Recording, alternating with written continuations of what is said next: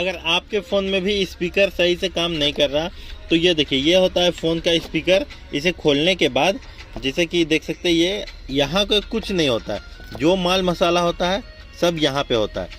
तो यहाँ पे देख सकते हो ये वाला होता है इसका कनेक्शन, ये वाला ये फ़ोन के बोर्ड में यहाँ पे लगता है, जिससे आपका स्पीकर में आवाज़ आता है और इसमें दिक्कत होता है। तो आपका जब भी ख़राब होता है स्पीकर तो ये बनता नहीं है।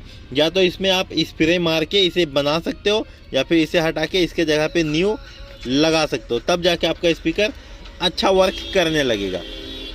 ये रिंगर इसका नाम होता है। आप चाहो तो मार्केट में जाके बोलना कि रिंगर बदली कर दो मेरे फ़ोन का, तो आपका स्पीकर बिल्कुल अच्छा हो जाएगा।